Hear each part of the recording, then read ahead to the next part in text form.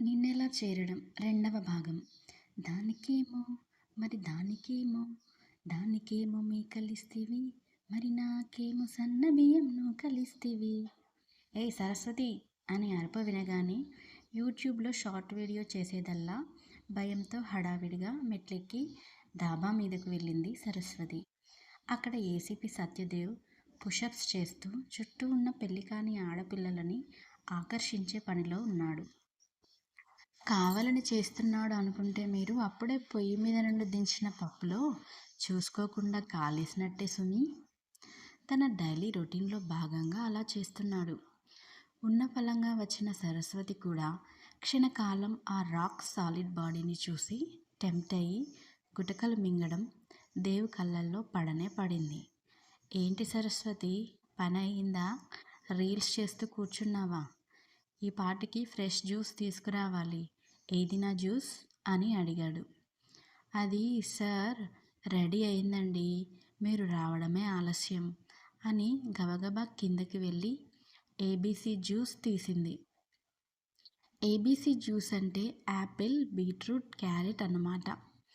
Juicer నుండి ఇంకా గ్లాసులోకి వంపనే లేదు, దేవ్ వచ్చేశాడు. ఏంటి సరస్వతి, అంతా రెడీ అన్నావు? ఇదేనా నీ పనితనం? అసలు నిన్ను కాదు మా అమ్మని అనాలి, నిన్ను పనికి పెట్టినందుకు. అసలు ఏం పని చేస్తున్నావు సరసు, నువ్వే చెప్పు అంటూ గ్లాస్ తీసుకొని అందులో కొద్దిగా తేనె కలిపి దర్జాగా సింగిల్ సీటర్ సోఫాలో కూర్చొని అడిగాడు దేవ్. అది బాబు, మరి అమ్మ వాళ్ళు లేరు కదా, ఏం పని ఉంటుంది అని ఏవో షార్ట్స్ చేసుకుంటున్నా. అదేదో మీరెల్లాక చేసుకున్నా పోయేది అని చిన్నగా సనిగింది. వినపడింది కానీ బ్రేక్ఫాస్ట్ అరేంజ్ చేయి, నేను పావుగంటలో వస్తా అని వెళ్ళేవాడల్లా ఆగి భైరవ్ ఏమైనా తిన్నాడా అని అడిగాడు. హా బాబు తిన్నాడు, మీరు వచ్చేలోగా టిఫిన్ రెడీ అయిపోతుంది అని హడావిడిగా వంటగదిలోకి వెళ్ళింది సరస్వతి. అది 3 పడక గదులు, హాల్, వంటగది, లివింగ్ రూమ్ ఉన్న 480 గజాల 20 ఏళ్ల ముందు కట్టిన ఇల్లు. ఇంటి ముందు ఖాళీ స్థలం ఉండి బైక్, కారు పార్కింగ్ చేసుకోవడానికి వీలుగా ఉంటుంది. ఇంకో పక్క షోకేస్ చెట్లు, పొదల చెట్లు, 2 రకాల పూల చెట్లు కూడా ఉన్నాయి. ఇంటి పైన ఇంకో ఫ్లోర్ వేయించే ఉద్దేశం లేకపోవడం వల్ల అది ఖాళీగానే ఉండి ఎక్సర్సైజులు చేసుకోవడానికి, వడియాలు ఎండబెట్టుకోవడానికి అక్కరకు వస్తుంది. ఈల వేసుకుంటూ వచ్చి మరి సరసు టిఫిన్ అని అరిచాడు దేవ్. హా బాబు రెడీ అని డైనింగ్ టేబుల్ మీదకి తీసుకొచ్చి పెట్టింది సరస్వతి. ఆమె చేసిన టిఫిన్ని, సరస్వతి మొహాన్ని మార్చి మార్చి చూశాడు దేవ్. ఎక్కడ చూసి చేశావు ఈ పదార్థం? దీని పేరు నీకైనా తెలుసా అని అడిగి కుర్చీలో నుండి లేచాడు దేవ్. అయ్యో బాబు, ఇది రవ్వ దోశ, ఇదేమో సేమియా ఉప్మా అని వాటిని దేవ్కి పరిచయం చేసింది సరస్వతి. ఇంట్రడక్షన్లు వద్దు, నువ్వే తిను. ఇవి పడేశావంటే ఈ మంత్ నీ శాలరీ కట్ చేయమని అమ్మకు చెప్తాను. వీడెలా చూస్తాడు అని పారేస్తావేమో, భైరవ్ విల్ వాచ్ యూ అని తన లాఠీ, క్యాప్ తీసుకొని వెళ్ళిపోయాడు దేవ్. ఉసూరుమంటూ ఉండిపోయింది సరసు అలియాస్ సరస్వతి. ధృతి, లేవండి, పొద్దెక్కింది, ఇంకా ఎంతసేపు పడుకుంటారు? రాత్రి ముచ్చట్లు పెట్టుకోవడం, తెల్లారి లేటుగా లేవడం, ఇదే పని అయిపోయింది అని రుసరుసలాడారు సుధాచంద్రన్ గారు. అబ్బా సుధా, పోనీలే, చిన్నపిల్లలు ఎవరి జాబ్స్లో వాళ్ళు బిజీగా ఉండి అసలు కలవడమే మానేశారు. ఇప్పుడన్నా అలా రెస్ట్ తీసుకుంటే రిఫ్రెష్ అయ్యి ఇంకా బాగా వర్క్ చేసుకుంటారు కదా. లెట్ దెమ్ స్లీప్ అని వాళ్ళకి సపోర్ట్ చేశారు. మనవడిని ఎత్తుకొని ఆడిస్తూ శత్రుఘ్న చంద్రన్ గారు. వరుణ్ ఇప్పుడే కాల్ చేశాడండి. ఫ్రీగా ఉంటే ధృతిని పంపించండి. ఈరోజు క్యాథరిన్ లీవ్ పెట్టింది, అర్జెంట్ వర్క్ ఉందని. ఇప్పుడు ధృతి వెళితేనే అక్కడ పనులు సులువు అవుతాయి. ఇది విన్నాక కూడా తనని లేపొద్దు అంటారా?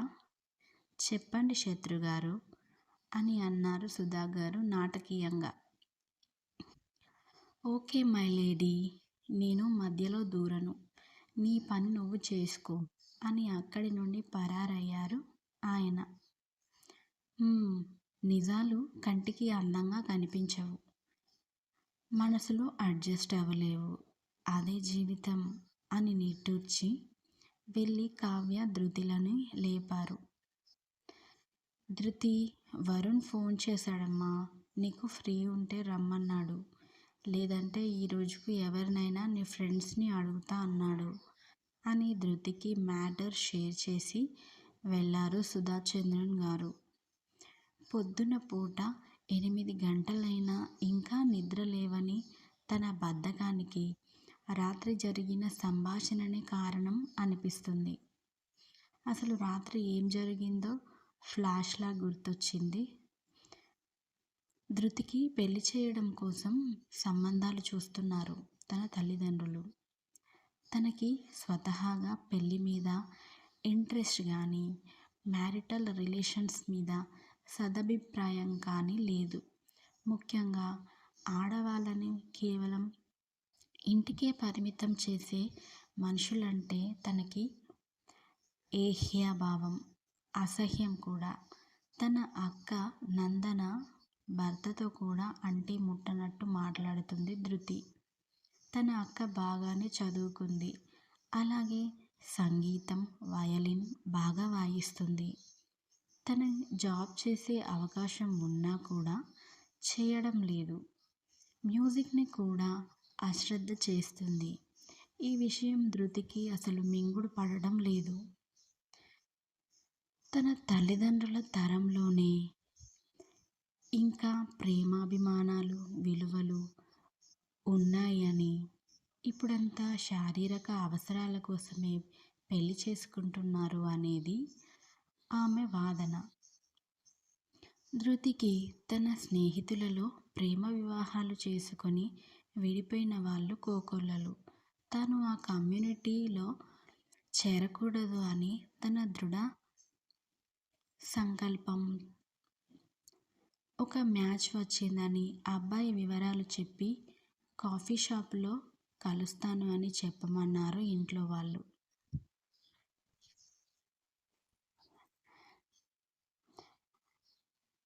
ధృతి కాఫీ షాప్లో ఆ అబ్బాయిని కలిసింది. అదే విషయం కావ్య ఉన్నప్పుడు చర్చించారు. ఆ సోకాల్డ్ అబ్బాయి పెళ్ళికి చాలా డెస్పరేట్గా ఉన్నాడు. కనీసం తను వచ్చింది పట్టించుకోకుండా చుట్టూ ఉన్న వేరే అమ్మాయిలని చూస్తున్నాడు. తనకి ఒళ్ళు మండింది. ఇతగాడికి పెళ్లి చూపుల అవసరం లేదేమో, డైరెక్ట్ పెళ్లి చేసి ఫస్ట్ నైట్ గదిలోకి వెళ్ళాలని ఆరాట కాబోలు తినేసేలా చూస్తున్నాడు ఆడపిల్లల్ని అని ధృతి మనసులో అనుకుంది. అతన్ని కలవకుండానే వెళ్తే మళ్ళీ అదో గోల అని తాను కూర్చున్న టేబుల్ దగ్గరికి వెళ్ళి హాయ్ అని హ్యాండ్ బ్యాగ్ తీసి టేబుల్ మీద పెట్టి కుర్చీ జరుపుకొని కూర్చుంది ధృతి. ఆ అబ్బాయి కళ్ళల్లో విపరీతమైన సంతోషం. ఎందుకో తనకి తెలియదు. బహుశా ఇప్పటిదాకా చూసిన వారి కంటే ధృతి ఓ పిసర అందం ఎక్కువ అనో. హలో అంటూ షేక్ హ్యాండ్ ఇవ్వబోయాడు ఆ పెళ్ళికొడుకు. ధృతి తన చేతిని ముందుకు చాచింది. కాస్త వెనక్కి తగ్గి సారీ, ఇందాక వస్తుంటే చేతికి ఏదో తగిలి నొప్పి పుట్టింది, అందుకే వెట్ హ్యాంకీ కట్టుకున్నాను అని వివరణ ఇచ్చింది తన చేతిని చూపిస్తూ. జస్ప్రీత్ బుమ్రా వికెట్ పడగొడతాడు అని ఎక్స్పెక్ట్ చేస్తే అది కాస్త నో బాల్ అని విన్న క్రికెట్ ప్రేమికుడిలా ఉంది ఆ అబ్బాయి పరిస్థితి. ఏదో మాట్లాడాను అంటే మాట్లాడినట్టుగా మాట్లాడి ఒక కప్పు కాఫీ అతని అకౌంట్లో తాగి ఏ విషయం అనేది మా నాన్నకి చెప్తా అని వెళ్ళింది ధృతి చంద్రన్. కానీ ఇలా ఎందరికీ నువ్వు చెప్పాలి? ఇంకో 6 నెలల్లో 24 వెళ్ళి 25 వస్తాయి తనకి. అమ్మ ఏ వయసులో ఉండే ముచ్చట ఆ వయసులో జరగాలి అని అంటుంది. పిహెచ్డి కంప్లీట్ అవ్వడానికి ఇంకా చాలా సమయం ఉంది. ఇప్పుడు ఏం చేయాలి అని రాత్రి కావ్యతో చెప్పుకొని అవే మాట్లాడుకుంటూ నిద్రపోయి ఆలస్యంగా లేచారు నందన, ధృతి అలాగే కావ్య ముగ్గురు. లేవగానే వరుణ్ కాల్ గురించి అమ్మ చెప్తుంటే విని ఫ్రెషప్ అయ్యి బ్రేక్ఫాస్ట్ ఇంట్లోనే చేసి కావ్యని వెళ్ళిపోమ్మని తాను బస్లో వెళ్తా అంటే కావ్య నేను డ్రాప్ చేసి వెళ్తాను అని తీసుకెళ్ళింది. సుధాస్ కిచెన్. పెద్ద పెద్ద అక్షరాలతో రాసిన బోర్డు ఉన్న హౌస్ ముందు ఆగింది కావ్య స్కూటీ. ధృతి దిగింది. కావ్యని లోపలికి రమ్మని అంటే ఇప్పుడు కాదులే తర్వాత చూద్దాం అనేసి వెళ్ళిపోయింది కావ్య. సుధాస్ కిచెన్ గచ్చిబౌలిలోని famous bakery and confectionery beverages ఉండే హౌజ్. గచ్చిబౌలి ప్రైమ్ ఏరియా కావడం, దగ్గరలో యూనివర్సిటీ ఆఫ్ హైదరాబాద్తో పాటు చాలా కాలేజెస్ ఉండడం, సాఫ్ట్వేర్ కంపెనీస్ ఉండడం అనేది వాళ్ళ బిగ్గెస్ట్ అసెట్. నిత్యం జనాలతో కలకలలాడుతూ ఉంటుంది. అంబియన్స్ నీట్గా ఆర్గనైజ్డ్గా ఉంటాయి. ఎప్పుడూ ఫ్రెష్గా టేస్టీగా ఉండడం మూలాన చాలా ఆర్డర్స్ వస్తాయి. ఆఫీస్లలో కాలేజీలలో బర్త్డే పార్టీలు, ఉమెన్స్ డేలు, మెన్స్ డేలు, న్యూ ఇయర్ పార్టీలు, సెమీ క్రిస్మస్లు చేసుకోవడం సర్వసాధారణం అయిన ఈ రోజుల్లో సుధాస్ కిచెన్ అండ్ కాన్ఫెక్షనరీ బాగా క్లిక్ అయింది, హిట్ అయింది కూడా. ఇదంతా సుధాగారి ఆలోచన, ఆచరణ. ఆ ప్లేస్ మాత్రం సుధాగారి నాన్నగారి చలవే. సుధాగారు హైదరాబాదీ, కానీ తన తాత ముత్తాతలు మద్రాస్ పట్టణం నుండి ఆంధ్రాలో స్థిరపడిన బాపతు. శత్రుగారు కూడా ఆల్మోస్ట్ సేమే, కానీ వీళ్ళు డైరెక్ట్గా శ్రీరంగం నుండి హైదరాబాద్ వచ్చారు. సెంట్రల్ గవర్నమెంట్ ఉద్యోగం వలన శత్రుగారి నాన్నగారు సెంట్రల్ గవర్నమెంట్ ఉద్యోగిగా హైదరాబాద్ వచ్చి ఇక్కడే తన సేవలను అందించి రిటైర్ అయ్యాక తిరిగి శ్రీరంగం వెళ్ళారు. కానీ ఆయన ఇద్దరు కొడుకులు శత్రుఘ్న చంద్రన్, శరత్ చంద్రన్, అలాగే కూతురు శ్రీవల్లి కూడా ఇక్కడే స్థిర నివాసం ఏర్పరచుకొని జీవనాన్ని సాగిస్తున్నారు. వీళ్ళ గురించి కథలో ముందుగా తెలుసుకుందాము. అప్పటికి శత్రుగారి ఫ్యామిలీకి వస్తే మాత్రం ఆయనకి 3 పిల్లలు. భార్య సుధా సుబ్రహ్మణ్యం కాస్త సుధా చంద్రన్ అయ్యింది. కొడుకు షణ్ముఖ్ చంద్రన్, కోడలు కరుణ, మనవరాలు శ్రేయా చంద్రన్, పెద్ద కూతురు నందన, అల్లుడు వినీత్ వర్మ. మనవడు ఇంకా చిన్నవాడే అవడంతో అతనికి పేరును నిర్ణయించలేదు. చిన్న కూతురు ధృతి చంద్రన్. ఇది శత్రుఘ్న చంద్ర గారి ఫ్యామిలీ. ధృతి అడుగు పెట్టేసరికి టైం 10:30 అయింది. ఆర్డర్స్ చాలా ఉన్నాయి అని అమ్మ చెప్పింది. ఇన్ టైంలో ఇచ్చేట్టుగా ప్లాన్ చేసుకోవాలి. అయినా వరుణ్ నా దాకా రానివ్వడులే అని లోపలికి వెళ్ళింది ధృతి. వరుణ్ సన్నగా పొడుగ్గా గోధుమ రంగు మేని ఛాయతో, జుట్టుకి బేకర్స్ పెట్టుకునే క్యాప్, ఒంటికి ఆప్రాన్ కట్టుకొని కేక్ మీద ఐసింగ్ చేస్తున్నాడు. హాయ్ బావా అని విష్ చేస్తూ లోపలికి వచ్చింది ధృతి. వరుణ్ అసలు దేకను కూడా దేకలే. ఏంటి బావా, ఇదంతా కోపమే? అయినా కోపమెందుకు, టైంకే వచ్చాగా అంది. అంతే. ఆ మాటకు తలెత్తి ధృతిని ఓ చూపు చూశాడు. అందులో 100 బూతులు వినిపించాయి ధృతికి. హిహిహి, సారీ బావా, లేటుగా లేచా. ఆ కోతి ఉందే కావ్య, నిన్న నైట్ వద్దంటే ముచ్చట్లు చెప్పింది. ఉప్పి కనబడలేదు, ఎటు పంపించావ్ అని అడుగుతూనే ఆప్రాన్ కట్టుకుంది. ఓవెన్ దగ్గరికి వెళ్తుంటే వరుణ్ ఆపాడు. కాస్త ఆగండి మేడం, మీకు సర్వీస్ డ్యూటీ ఈరోజు. ఉప్పికి డెలివరీలు ఉన్నాయి అని చెప్పాడు. క్యాథరిన్కి సడన్గా లీవ్ ఎందుకట అని అడుగుతూ ఆర్డర్స్ ఏమేమున్నాయో క్లిప్ బోర్డుకి ఉన్న స్టిక్కర్ని చూస్తుంది. ఈరోజు వర్క్ ఉందని నిన్ను మార్నింగ్ రమ్మంటే నువ్వు ఇప్పుడొచ్చి ఎంక్వైరీలు చేస్తున్నావా? పోయి పని చూడు అని వరుణ్ దబాయించాడు. వెళ్తున్నాంలే, నీకు నాకు రామ్ రామ్ శ్యామ్ శ్యామ్ అనేసి టేబుల్స్ దగ్గరికి వెళ్ళింది. 2 టేబుల్స్లో కూర్చున్నారు కస్టమర్స్. దగ్గరికి వెళ్ళి ఆర్డర్స్ తీసుకుంది. ఒక ట్రేలో ఉంచి వాళ్ళకి సర్వ్ చేసింది. టిష్యూస్, సాస్లు ఉన్నాయా అని అన్ని టేబుల్స్ చెక్ చేసింది. నార్మల్ ప్లాస్టిక్ కుర్చీలు కావవి, wooden chairs and tables. Tissues పెట్టుకునేవి కూడా వుడెన్ పీస్లు. ప్రతి టేబుల్ దగ్గర మంచి అరోమా వచ్చేలా సెట్టెడ్ క్యాండిల్ ఇన్ గ్లాస్. ఎప్పుడు గ్రామ్ఫోన్ నుండి వినిపించే పాటలు. ఖాళీ స్థలంని నీట్గా ఆర్గనైజ్ చేసి పెయింట్ చేసిన మట్టి కుండలు ఉంచారు. కాలేజీ స్టూడెంట్స్ అక్కడికి ఫ్రెండ్స్తో రావడం తోపుగా ఫీల్ అవుతారు. రీల్స్, షార్ట్స్ చేసుకోవడం ఇప్పుడు అక్కడ కామన్ అయింది. అసలు రోజంతా ఫుల్ కస్టమర్స్తో హడావిడిగా ఉండి రాత్రి అయింది. మధ్యలో ఇంటి నుండి వచ్చిన ఫుడ్ తిన్నారు ఎవరికి వారే. కలిసి తినేంత టైం లేదు మరి. ఇంకా షాప్ క్లోజ్ చేసి ఇంటికి వెళ్దాం అనుకుని చూస్తే వరుణ్కి ధృతి కనబడక వెతికాడు. పూల మొక్కలు చుట్టూ ఉన్న సిమెంట్ గద్దె మీద కూర్చుంది ధృతి. కాళ్ళని మోకాళ్ళ దగ్గరికి మడిచి పక్కనే విరగబూసిన దేవకాంచనం పువ్వులను చూస్తుంది. ధృతికి ఎంతో ఇష్టమైన ఉదిత్ నారాయణ ఏమైంది ఈ వేళ పాట పెట్టి వచ్చి ముందు కూర్చున్నాడు వరుణ్. కాసేపు ఏం మాట్లాడుకోలేదు, జస్ట్ రిలాక్స్ అయ్యారు. ఉప్పి 2 కప్పుల్లో వేడి వేడి ఇరానీ ఛాయ్ తెచ్చి డ్యూటీ ముగించుకొని వెళ్ళాడు.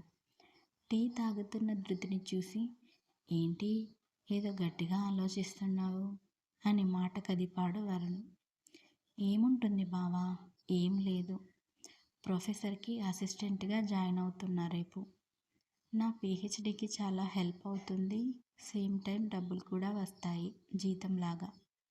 చాలదా ఈ లైఫ్కి అని వేదాంత ధోరణిలో అంది. దగ్గరేగా, ఏదైనా ఇబ్బంది అనిపిస్తే చెప్పు. నువ్వు కోరుకున్న లైఫే కదా. ఎప్పుడూ ఆ ముచ్చుమొహం వేసుకొని ఉండక కొద్దిగా నవ్వుతూ ఉండు. అలాగే ముందే చెప్తే షాపింగ్కి తీసుకెళ్ళేవాణ్ణిగా అని. ఇప్పుడైతే నీ దగ్గర ఉన్న మంచి డ్రెస్సులు వేసుకో. నెక్స్ట్ వీక్ తీసుకెళ్తా. లేదంటే ఆన్లైన్లో నీకు నచ్చినవి ఆర్డర్ పెట్టుకో, నేను పే చేస్తా అన్నాడు. ఆ మాటలు వింటూనే తన చేతులను ముందుకు చాచింది ధృతి. వరుణ్ ఆ చాచిన చేతులను తన చేతిలోకి తీసుకొని మెత్తగా హోల్డ్ చేశాడు. లవ్ యూ బావా, యు ఆర్ సో స్వీట్. నీకు వచ్చే అమ్మాయి చాలా అంటే చాలా అదృష్టవంతురాలు అవుతుంది. ఆ మాటలు వింటూనే వరుణ్ ముఖం చిన్నబుచ్చుకుంది. ఏవేవో అంతులేని జ్ఞాపకాల దొంతరలు వీడిపోయి వాస్తవంలోకి రావడానికి అంత సమయం ఏమీ కాలేదు. అది అతని నిత్యకృత్యం అయిపోయింది. చిన్ని చిరునవ్వే తన ముఖంలో చిందించాడు. ఇంకా ధృతి మాట్లాడుతూ, నువ్వు బెస్ట్ హస్బెండ్ అవుతావు, ఐ నో అని. రేపు నిన్ను కలిసే వెళ్తా. అప్పుడు క్యాంపస్కి అనేసి నన్ను డ్రాప్ చేయి, లేట్ అవుతుంది అంది. లేదు, మామని రమ్మని చెప్పా, నేను వెళ్ళి రెస్ట్ తీసుకోవాలి అని అక్కడి నుండి వెళ్ళిపోయాడు వరుణ్. కొన్ని సెకన్ల తేడాతో శత్రుగారు వచ్చి ధృతిని తీసుకెళ్లారు. వరుణ్ ఇంటికెళ్ళేసరికి అతని తల్లి శ్రీవల్లి గారు ఎదురుచూస్తూ అలాగే సోఫాలో పడుకుండిపోయారు. వరుణ్ మనసుకి చాలా బాధేసింది. వెళ్ళి చిన్నగా అమ్మా అని పిలిచాడు. పలకలేదు ఆవిడ. అమ్మా అని తట్టి లేపాడు. చిన్నగా కళ్ళు తెరిచి చూసి వచ్చావా నాని? ఈరోజు బాగా లేట్ అయినట్టుంది. పద భోజనం పెడతాను అని సోఫా నుండి లేచింది. నువ్వు వెళ్ళి రూమ్లో పడుకోమ్మా, నేను పెట్టుకొని తింటాను. రేపు కాస్త లేట్గానే వెళతాను. ఈరోజు పని ఎక్కువగా ఉంది, అందుకే ఎర్లీగా వెళ్ళి లేట్గా వచ్చాను. సారీ అమ్మా, నిన్ను కష్టపెడుతున్నాను అని తల్లి చేతులు పట్టుకొని గిల్టీగా ఫీల్ అయ్యాడు.